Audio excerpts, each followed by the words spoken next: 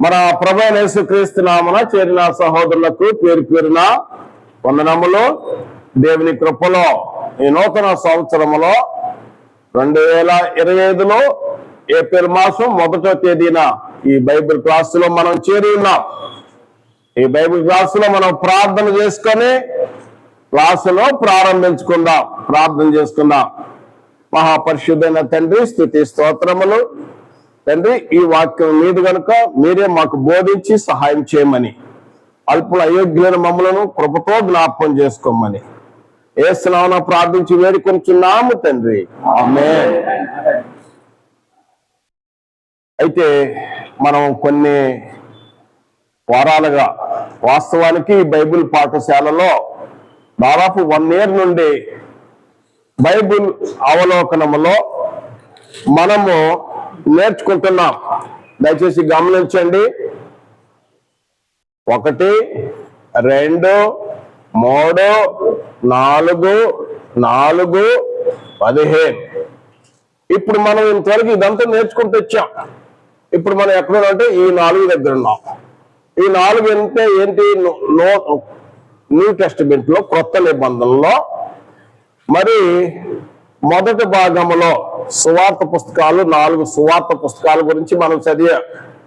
సువార్త పుస్తకములు మనకందరూ తెలుసు కదండి, మీరు ప్రీచర్స్, మీకు తెలుసు ఏంటి? మత్తయి, మార్కు, లూకా, పోయిన వారం యోహాను సువార్త చదువుకొని ఉన్నా. మత్తయి గారు ఏం చెప్పాడు? యేసుక్రీస్తు గురించి రాజు, అభిషేక్తుడు అన్నాడు. ఈయనేమో మార్క్ గారేమో సేవకుడు అన్నాడు. లూకా గారేమో మనిషి కుమారుడు అన్నాడు. ఈయనేమో యోహానేమో దేవుని కుమారుడు అన్నాడు. ఈయనేమో యూదుడు, ఈయనేమో రోమిలకు, ఈయన గ్రీకులకు, ఈయనేమో అందరికి, సర్వలోకములో ఉన్న వారందరికి, విశ్వాసం ఉంచిన వారందరికని ఆ 4 సువార్తలు యేసుక్రీస్తు వారు ఇలా ఉంటే 4 కోణములో ఉండి వారు ఈ యొక్క పుస్తకాలు రాశారు. అయితే 3 పుస్తకాలు మత్తయి, మార్కు, లూకా, ఈ 3 ఒకే విధంగా ఉంటాయి. అందుచేత ఏమంటారంటే సినాప్టిక్ గాస్పల్స్ అంటే ఒకే రీతిగా ఉన్న సువార్తలు. యోహాను సువార్త చాలా ప్రత్యేకమైనది అని తెలుసుకున్నాం. ఇది లాస్ట్ వీక్ లో ఇప్పటి వరకు అనేక వారాలుగా ఈ సువార్త పరిచయాలు జరిగినాయి. కాబట్టి మరి చదువుతున్నప్పుడు ఈరోజు 2వ భాగంలో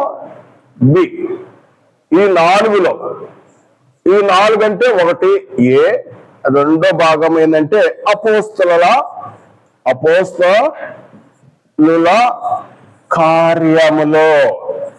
అపోస్తల కార్యముల గురించి ఈరోజు తెలుసుకుందాం. తర్వాత ఇది కూడా మీకు తెలిసి ఉండాలి. 3వది ఏంటి? అపోస్తల కార్యములు. 3వది పత్రికలు. తర్వాత వస్తే పాఠం. 4వది ప్రకటన గ్రంథం అనమాట. ప్రవచన గ్రంథం అంటే ఏంటది? ప్రకటన గ్రంథం. ఇంకా అంత రాలేదు. మనం ఈరోజు అపోస్తల కార్యాల గ్రంథం గురించి మనం తెలుసుకుందాం. అపోస్తల కార్య గ్రంథం ఈ గురించి శ్రద్ధగా మీకు ఎంతో ఉపయోగపడతాయి. సేవకులైన మనకందరికీ ఎంతో ఉపయోగపడే ఈ పాఠ్య. అయితే అపోస్తల కార్యములో అంటే ఈ అపోస్తల కార్యములనే ఈ కొత్త నిబంధనలో చరిత్ర పుస్తకం. ఇది కొత్త నిబంధనలో ఆదిమ సంఘ చరిత్ర పుస్తకము. అపోస్తల కార్యములు అంటారు, అపోస్తల చర్యలు అంటారు. అపోస్తల కార్యములు, అపోస్తల చర్యలు అంటారు. వాస్తవానికి ఈ గ్రంథములో అపోస్తల కార్యములు లేకపోతే చర్యల అని ఎక్కడ కూడా ఈ అపోస్తుల కార్యంలో లేదు, ఆ పదం లేదు, ఆ మాట లేదు కదండి, గమనించాలి. కనుక చూసినట్లయితే ఈ యొక్క గ్రంథం గురించి మనం చదువుతున్నప్పుడు అపోస్తుల కార్యాల గ్రంథాన్ని ఎవరు రాశారంటే లేఖకుడు మనకు తెలుసు. పోయిన వారం అవతం కూడా ఒకసారి జ్ఞాపకం చేసుకున్నాం. లూకా సువార్త చదివినప్పుడు లూకా గారు ఆయన ఎవరు? వైద్యుడు, ఫిజిషియన్. ఆ రోజుల్లో ఒక మంచి వైద్యుడిన, ఆ రోజుల్లో మంచి. మరి లూకా గారు ఆయన లూకా సువార్త మరియు అపోస్తుల కార్యములు రెండు పుస్తకాలు. ఈ రోజు మనం చదివే అపోస్తుల కార్య గ్రంథము ఇది రెండవ పుస్తకము. అంటే మనం చూడొచ్చు, ఇది లూకా సువార్త 1వ అధ్యాయము 1వ వచనం 4 వచనాలు, అపోస్తుల కార్యములు 1వ అధ్యాయము 1వ వచనములో ఓ థియోఫిలా అంటాడు. రాసింది లూకా గారని మనకు తెలుస్తుంది. తర్వాత రెండోది ఓ థియోఫిలా అంటాడు. థియోఫిలా ఆయన గురించి, థియో అంటే దేవుడని, ఫిలా అనగా ప్రేమించేవాడని, దేవుని ప్రేమించేవాడని. ఇతడు యూదుడు కాదు, ఇతడు అన్యుడు. ఇతని గురించి అసలు ఈయన ఉన్నాడా లేడా, ఒక సంబోధించి చెప్పాడా అనే విషయం, దాని గురించి థియోఫిలా ఎవరని చాలా వాదనలు, అనేకమైన తర్కలు ఉన్నాయి. అయితే థియోఫిలా అనే వ్యక్తి అతడు అన్యుడే కావచ్చు, దేవుని ప్రేమించేవాడిని అర్థం ఇస్తుంది. అయితే మరి ఎప్పుడు రాశాడు? లూకా సువార్త క్రీస్తు శకము 60వ సంవత్సరం అనుకున్నాము. ఇది క్రీస్తు శకము 62, 63 అపోస్తుల కార్యములు రచన, అంటే పరిశుద్ధాత్మ చేత ప్రేమింపబడి వ్రాయబడిన గ్రంథం ఇది. బహుశా పౌలు గారే లూకా గారి మీద చేతులు ఉంచి ఉంటాడు. ఎందుకంటే అపోస్తుల కార్యములు 19వ అధ్యాయంలో పౌలు గారు కొంతమంది చేతులు ఉంచేప్పుడు వాళ్ళు శక్తి పొందుకున్నారు. కనుక లూకా గారు మరి ఆయన ఈ పరిశుద్ధాత్మ చేత ప్రేరింపబడి ఆ యొక్క గ్రంథాన్ని రాశాడు, అపోస్తుల కార్య గ్రంథాన్ని. అయితే లూకా గారి గురించి మళ్ళీ ఒకసారి మనం కొన్ని మాటలు తెలుసుకుందాం. లూకా గారి గురించి మీరు నోట్ చేసుకోవాలి శ్రద్ధగా. మీరు విన్నారు, ఇంతకుముందు కూడా విన్నారు. లూకా గారు ఒక వైద్యుడు, లూకా గారు ఫిజిషియన్. ఆయన ఒక ఫిజిషియన్, ఇంగ్లీష్ లో ఫిజిషియన్ అంటారు, తెలుగులో వైద్యుడు. కనుక లూకా గారు 2 గ్రంథాలు రాసినట్టుగా మనం విన్నాము. లూకా గారు మంచి వైద్యుడు. పౌలు గారు ప్రక్కనే వెంబడిస్తూ ఉన్న వైద్యుడు. ఎందుకంటే పౌలు గారికి కొన్ని సందర్భాల్లో శరీర బలహీనతలు, నా శరీరంలో ఒక ముళ్ళు అంటాడు. మరి గలతీ పత్రికలో మీకు వీలు పడితే మీ కళ్ళు తీసేసి నాకు ఇస్తారని కూడా అంటాడు. కళ్ళ విషయం కూడా చెప్తాడు ఆయన. కొన్ని సందర్భాల్లో ఇది ఎంత పెద్ద అక్షరాలు రాస్తున్నానో చూడండి అంటాడు కదండి. ఒక ఆ దర్శనం చూసినప్పుడు కళ్ళు ప్రాబ్లం ఉందేమో. ఒక వైద్యుడిగా పౌలు గారు పక్కన ఉంటున్నాడు. ఉంటూ ఒక వైద్యుడు ఏమంటుంటే చాలా మంచిది కూడా. లూకా గారు గురించి చూసినట్టయితే పౌలు గారికి చాలా ప్రియుడు. దయచేసి గమనించండి, ఆ ప్రియుడైన వైద్యుడు అంటాడు. లూకా సువార్త కొలసీలు రాసిన పత్రిక దయచేసి గమనించండి. అపోస్తలుడైన పౌలు గారు కొలసీలు రాసిన పత్రికలో 4వ అధ్యాయము 14వ వచనం, లూకా అను ప్రియుడైన వైద్యుడును అన్నాడు. ప్రియుడైన అంటే పౌలు గారు లూకా గారిని చాలా ఇష్టపడతాడు, చాలా ప్రేమతో. అది అగాపే ప్రేమ. ఆ ప్రేమతో ప్రియుడైన వైద్యుడు అని సంబోధించాడు ఆయన కొలసీలో ఉన్న సంఘానికి రాస్తూ. మరి ఈ లూకా గారు ఈ రచయిత అపోస్తల కార్యం రచించిన ఆయన పౌలు గారు అనుకుంటూనే ఉన్నాడు, ఎప్పుడు విడిచిపెట్టలేదు. తిమోతి రాసిన మొదటి పత్రికలోను 2వ పత్రికలో పౌలు గారికి చాలా మంది కీడు చేసిన వాళ్ళు కూడా ఉన్నారు. అలెగ్జాండర్ కంచర్ వాడు నాకెంతో కీడు చేశాడు, ఎంబరేజ్ చేసేట్టుకు కొంతమంది నాకు ఇది చేశారు పలానాని నమ్మొద్దు. ఈ విధంగా పౌలు గారు తిమోతి కొన్ని హెచ్చరికలు ఇస్తాడు. అదేవిధంగా తిమోతికి రాసిన 2వ పత్రిక, తిమోతికి రాసిన 2వ పత్రిక 4వ అధ్యాయము 10వ వచనం, దేమా ఇహలోకమును స్నేహించి నన్ను విడిచి దెస్సలోనికు వెళ్ళను. ఆయన ఏం ప్రేమించాడు? దేవుడు ప్రేమించాడు, లోకాన్ని ప్రేమించాడట. ఇహలోకాన్ని. ఈ లోకంలో ఏమన్నది? నేత్రాశ, శరీరాశ, ఈ ప్రకృతిలో అయ్యే ఉన్నాయి. కానీ వాటిని స్నేహించి అంతకుముందు పౌలు గారిని వెంబడించిన దేమా, అన్నా నువ్వు ఉత్తరం రాస్తుంటే నేను కూడా వందనాలు నా వందలు కూడా చెప్పాను అని ఫిలోమాను పత్రికలో 23-24 వచ్చిన చూడొచ్చు. ఫిలోమానుకు రాసిన పత్రిక, అది కూడా చదువుదాం. ఫిలోమానుకు రాసిన పత్రిక దయచేసి గమనించండి. ఫిలోమానుకు రాసిన పత్రికలో ఆయన 23-24 వచనాలు. ఎందుకంటే ఒకే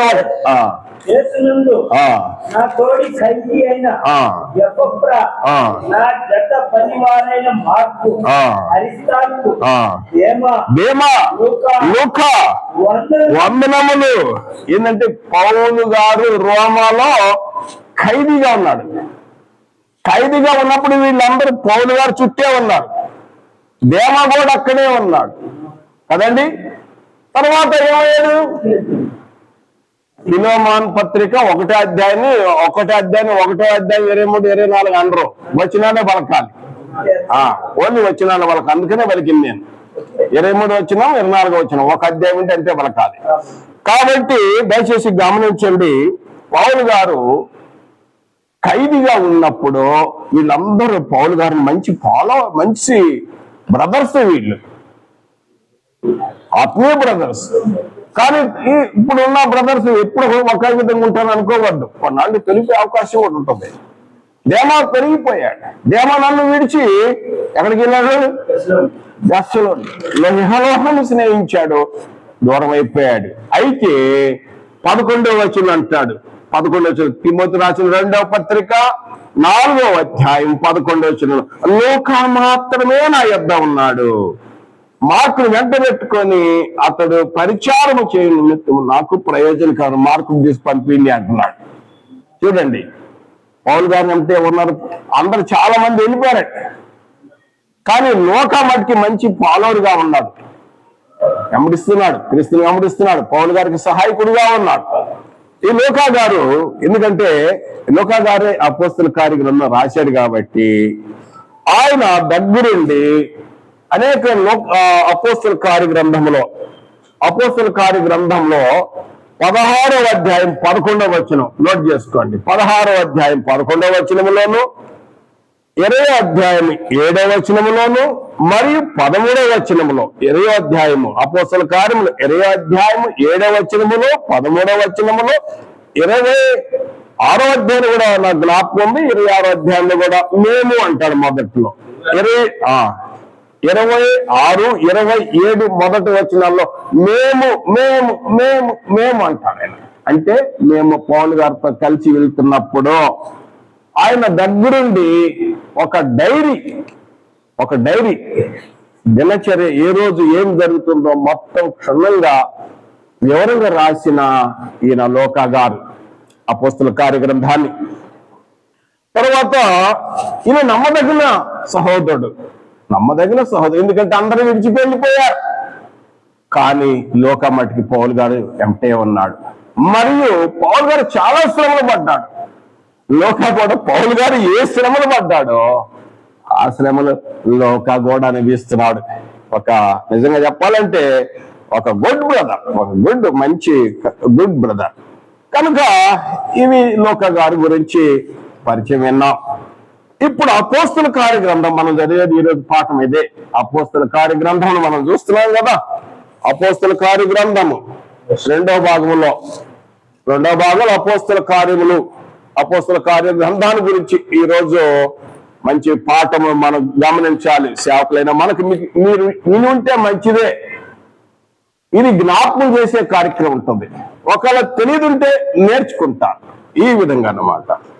ఈ అపోస్తల కార్యంలో వివరణ ఏంటంటే ఇది అపోస్తల కార్యములు, అపోస్తల చర్యలు.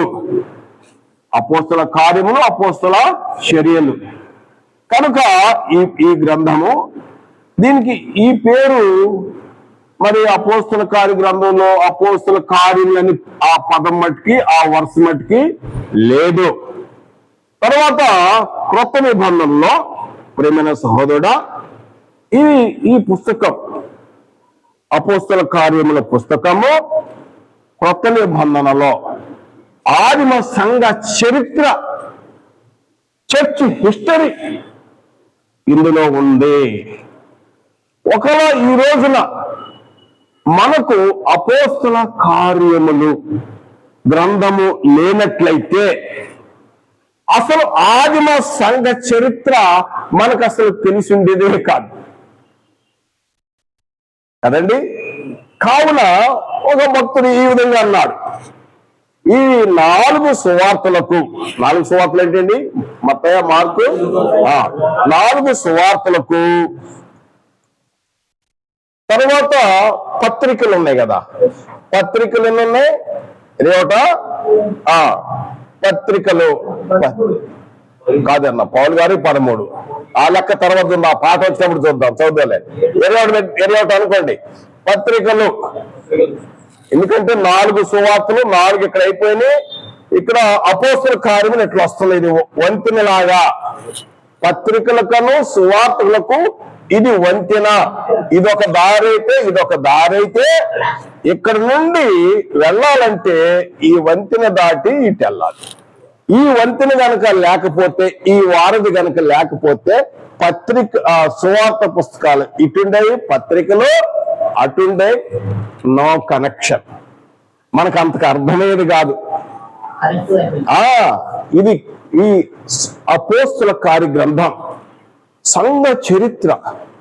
ఇది ఒక వారధి లాంటిది, ఒక వంతెన లాంటిది. ఎందుకంటే 4 సువార్తలు చదువుతాము. 4 సువార్తలు యేసు క్రీస్తు యొక్క కార్యాలు. వాస్తవానికి యేసు క్రీస్తు యొక్క కార్యాలు ప్రతిఫలమే అపోస్తల కార్యములు. దాని రిజల్ట్ అంటే ఏంది? అపోస్తల కార్యములు. కనుక ఇక్కడ నుండి మన పత్రికల్లో ఈ రెండింటిని కలిపేది ఏంటంటే, ఒక చెప్పండి కంజక్షన్ అని వచ్చాము ఇంగ్లీష్ పదం, అంతే కదన్నా? కంజక్షన్ కదా కలిపేది. కనుక ఈ వంతెన లాంటిది, బ్రిడ్జ్ లాంటిది. సంఘం, ఆదిమ సంఘములో పత్రికల్లో అడపా తడప, అక్కడక్కడ ఎక్కడో పరిగి ఏరుకున్నట్టుగా సంఘాన్ని గురించి కొంత సమాచారమే ఉంటది. సంఘాన్ని గురించి ఎక్కడ? పత్రికలో. కానీ పూర్తి సమాచారం సంఘాన్ని గురించి ఎక్కువ సమాచారం ఎక్కడ ఉంటే అపోస్తల కార్య గ్రంథములో ఉంటుంది. అపోస్తల కార్యం చూడండి ఎంత ఇంపార్టెంట్ బుక్. కాబట్టి ప్రియమైన సహోదరులారా, ఇది వారధి లాంటిది అని మనము తెలుసుకున్నాం. అపోస్తల కార్య గ్రంథములు కనుక లేకపోతే సువార్తలకు పత్రికల మధ్య అసలు మనం అర్థం చేసుకోవటం చాలా కష్టమయ్యేది. ఆదిమ సంఘ చరిత్ర మనకు తెలిసి ఉండేది, పూర్తిగా తెలిసి ఉండేది కాదు. ఏదో కొంతగా అర్థమవుతున్నది, పూర్తిగా మటుకు అర్థం కాదు. కనుక ఈ యొక్క కొత్త నిబంధనలో ఆదిమ సంఘములో ఈ అపోస్తల కార్యములు ఇది చరిత్ర పుస్తకము.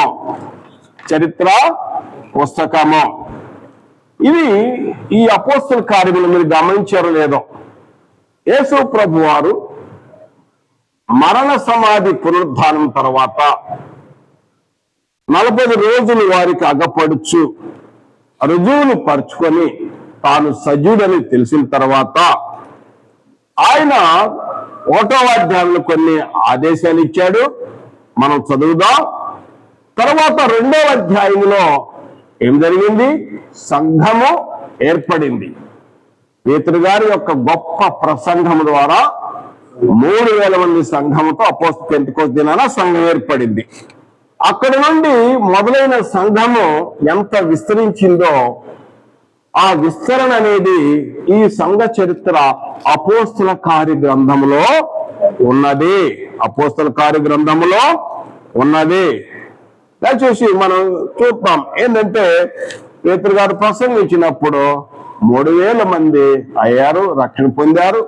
42వ వచనం, వీరు అపోస్తుల బోధ ఎందును, సహవాసమందును, రొట్టె విచ్చుట ఎందును, ప్రార్థన చేయట ఎందును ఎడతెగక ఉండిరి.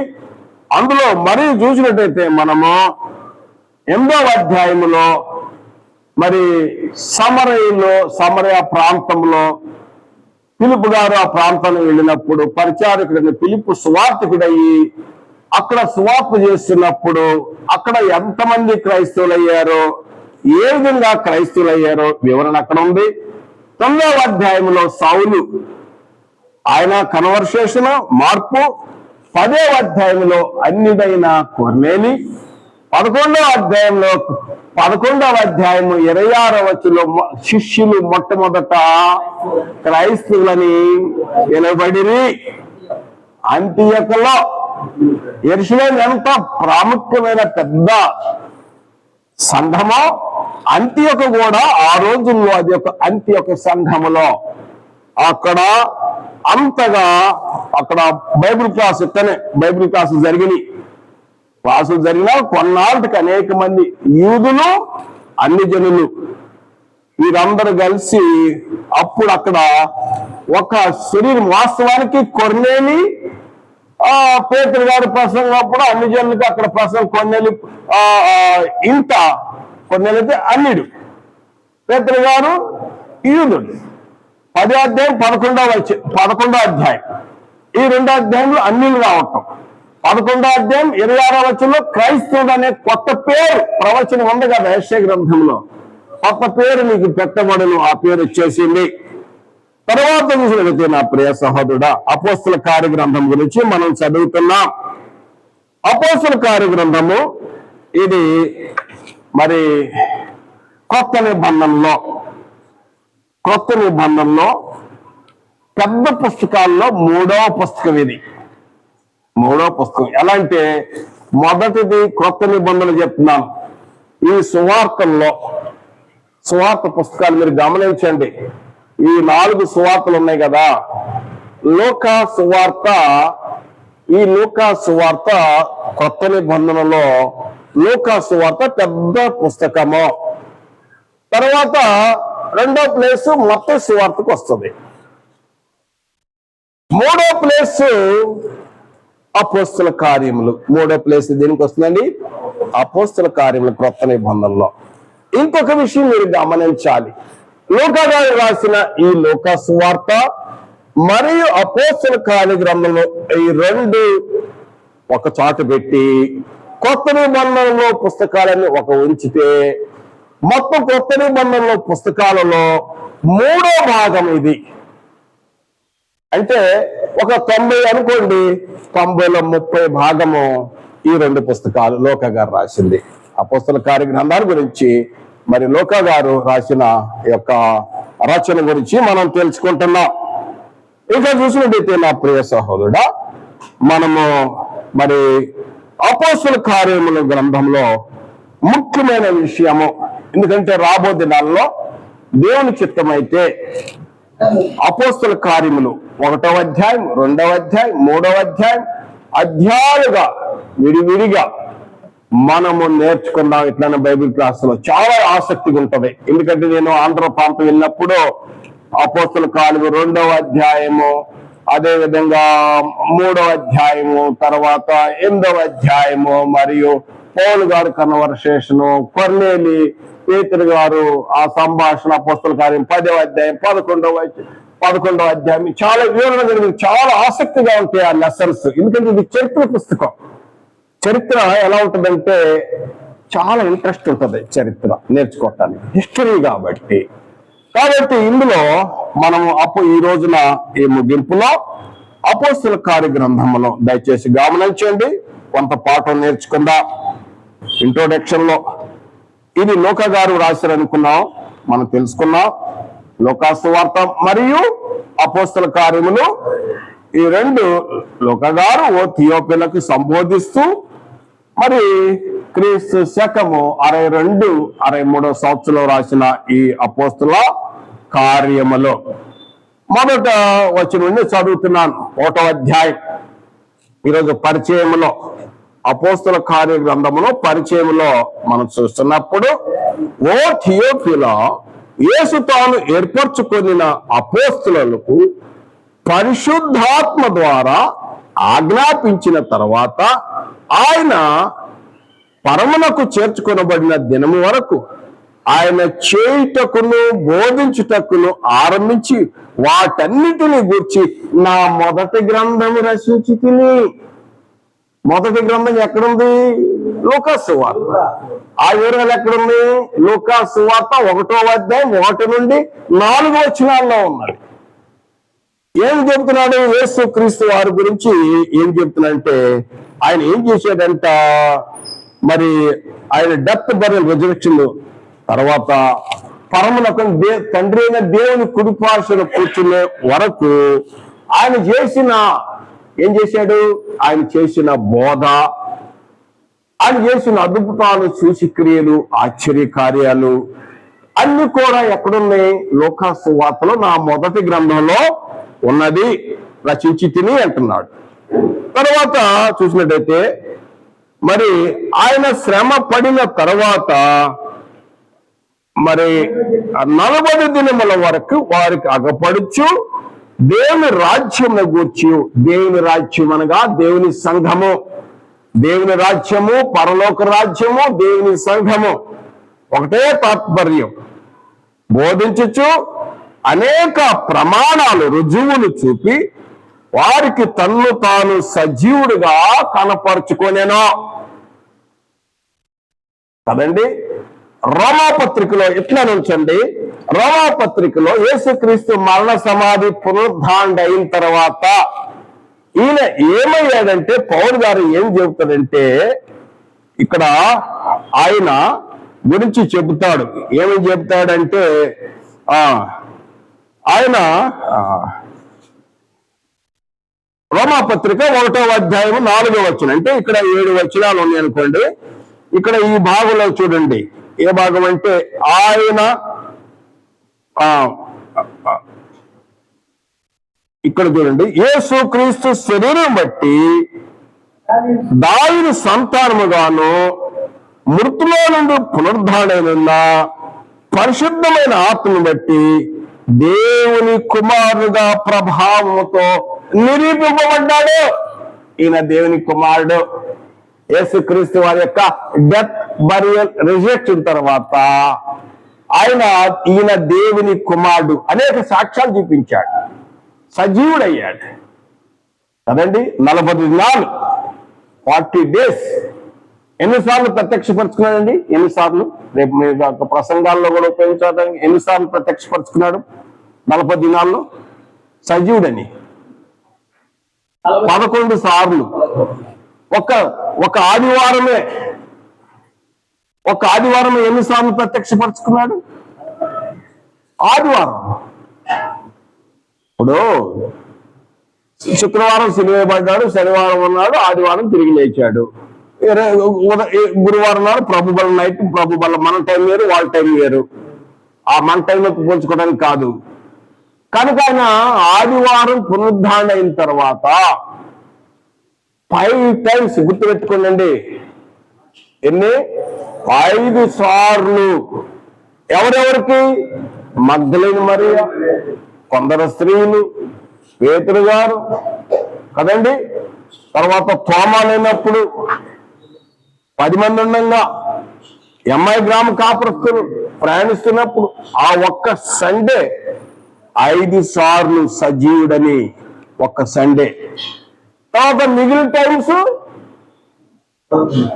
మిగిలిన 5 తీసేయండి, 11లో 6 సార్లు అక్కడక్కడ అనేక మందికి కనిపించాడు. 500 కంటే ఎక్కువ మందికి ఒకేసారి కనిపించాడు. కొరింథీయులకు రాసిన మొదటి పత్రిక 15వ అధ్యాయం 1 నుండి 8 చూడండి, అక్కడ వరుసనే ఉంటుంది. ఆయన చనిపోయి తిరిగి లేవటం యేసు చేసిన అద్భుతాలు, సూచక్రియలు, ఆశ్చర్యకార్యాలు ఎన్నో ఉన్నాయి. కానీ అన్నిటికంటే గొప్ప అద్భుతం ఏంటంటే యేసుక్రీస్తు యొక్క మరణ సమాధి పునరుద్ధానము. రెజరక్షన్ ఈజ్ ద గ్రేట్, గొప్పది. కొరింథీ రాసిన మొదటి పత్రిక 15వ అధ్యాయము 1 నుండి 8-9 వచ్చినా చూడండి. అక్కడ ఏమంటాడంటే, నా సువార్త దావీదు సంతానంలో పుట్టి లేచిన ఈ యేసుని గురించి చెబుతూ ఆయన లేఖన ప్రకారం చనిపోయాడు, సమాచారం లేఖన ప్రకారం తిరిగి లేచాడు, ఆయన ఎవరెవరు కనపడడం వరుసలు లిస్ట్ ఇస్తాడు అక్కడ. కొరింథీ రాసిన మొదటి పత్రిక 15వ అధ్యాయము మరి విశేషంగా మొదటి నుండి చదివితే అక్కడ ఎవరెవరు కనిపించాడు? అందరూ 500 కంటే ఒకేసారి. అంటే నాకు కూడా కనపడ్డాడు అంటాడు. కనపడ్డవాడు నాకు కూడా కనిపించాడు. కనుక ఇక్కడ చూసినట్టయితే నా ప్రియ సహోదరుడా గమనించాలి. ఇక్కడ యేసు ప్రభువారు ఆయన అపోస్తల కార్యంలో చూద్దాం. 41వ అధ్యాయం మనం పరిచయం చూస్తున్నాం. అపోస్తల కార్య గ్రంథాన్ని పరిచయం చూస్తున్నప్పుడు 40 days ఆయన సజీవుడని, అంటే చనిపోయి సమాధి చేయబడి తిరిగి లేచాను, సజీవుడు, జీవం గలవాడు ఆయన. మీరు జీవాధిపతిని చంపితిరి, దేవుడు ఆయన లేపనని పేతురు గారు అపోస్తల కార్యంలో మనం చదివినాం. ఆయన జీవాధిపతి, అంటే దేవుడు మృతులను ఆయన లేపాడు. ఇది చూసినట్టయితే ఎప్పుడైతే యేసు ప్రభు వారు సజీవుడయ్యాడో, మరణం నుండి మరణాన్ని గెలిచాడో, అప్పుడు ఆయన దేవుని కుమారుడు అని రుజువయ్యాడు. వాస్తవానికి శరీరాన్ని బట్టి దావీదు సంతానము, పరిశుద్ధమైన ఆత్మను బట్టి దేవుని కుమారుడు ప్రూఫ్ అయ్యాడు అంటాడు. ఇది రుజువు అదండి. తర్వాత చూసినట్టయితే 4వ వచనం, అపోస్తల కార్యం 1వ అధ్యాయం 4వ వచనం, ఆయన వారిని కలుసుకొని ఈ నాకు ఆజ్ఞాపించను, మీరు యెరూషలేము నుండి వెళ్ళక నా వల్ల విన్న తండ్రి యొక్క వాగ్దానం కొరకు కనిపెట్టండి. తండ్రి యొక్క వాగ్దానము ఏంటి? తండ్రి యొక్క వాగ్దానం ఏంటండి? ఏంటి ప్రామిస్? ఏంటి? ఏం చేశాడు తండ్రి? యేసు ప్రభు ఏంటి ఆ వాగ్దానం చెప్పాడు? పరిశుద్ధ ఆత్మను పంపుతానని. లోకాసు వార్త 24వ అధ్యాయం 48-49. ఇప్పుడు చూడండి, మంచిదన్న. Thank you. ఈ విధంగా సువార్తలో మనం తెలిసి ఉండాలి. ఏంటి ఆ వాగ్దానం గురించి అంటే, లోకాసు వార్త లోకా గారే తెలియపరిచి ఉన్నాడు. లోకాసు వార్త 24వ అధ్యాయం 48-49 ఈ సంగతులకు మీరే సాక్షులు. ఇదిగో నా తండ్రి వాగ్దానం చేసినది మీ మీదకి పంపుచున్నాను. మీరు పైనుండి శక్తి పొందు వరకు పట్టణంలోనే నిలిచిందని వారితో చెప్పాను. అదండి, ఎక్కడ ఉండాలి? యెరూషలేము పట్టణంలో నిలిచి ఉండాలి. అపోస్తలులకు ఆజ్ఞనిచ్చాడు. కనుక అపోస్తల కార్యంలో ఇదే విషయం 4వ వచనంలో చెప్తున్నాడు. ఆయన వారిని అంటే కలుసుకొని ఇలాగ ఆజ్ఞాపించాను, మీరు యెరూషలేము నుండి వెళ్ళక నా వలన వినిన తండ్రి యొక్క ఈ వాగ్దానము, అంటే ఆ వాగ్దానం మీరు శక్తి పొందుకుంటారు పరిశుద్ధాత్మ వల్ల. ఆ వాగ్దానం కొరకు కనిపెట్టుకొని ఉండండి. ఇప్పుడు అంటాడు 5వ వచనం చూడండి, యోహాను నీళ్లలో బాప్తిసం ఇచ్చాను గాని కొద్ది దినములలో మీరు పరిశుద్ధాత్మలో బాప్తిసము పొందుదురు. కొద్ది దినాలే, ఓన్లీ ఫ్యూ డేస్ అన్నాడు అంతే. కొద్ది దినాలలో మీరు పరిశుద్ధాత్మలో మీరు నింపబడతారు. పరిశుద్ధాత్మలో కొమ్మరింపబడతారు. అంటే ఒక నీటిలో ఏ విధంగా ముంచబడతారో ఆ విధంగా పరిశుద్ధాత్మతో మీరు కొమ్మరింపబడతారు. అప్పుడు మీరు శక్తి పొందుకుంటారు. అప్పుడు వస్తుంది ఇక మీకు శక్తి వచ్చింది. ఇక మీరు శక్తి పొందుకుంటారు. తర్వాత అపోస్తల కార్యంలో 1వ అధ్యాయం మీరు ఇచ్చేటప్పుడు చాలా వివరాలు ఉన్నాయి 1వ అధ్యాయంలో. ఇందులో అపోస్తల కార్యంలో చాలా ప్రాముఖ్యమైన వచనం ఆ వచనము ఏమిటంటే ఈ వచనం 8వ వచనం చదువుదాం.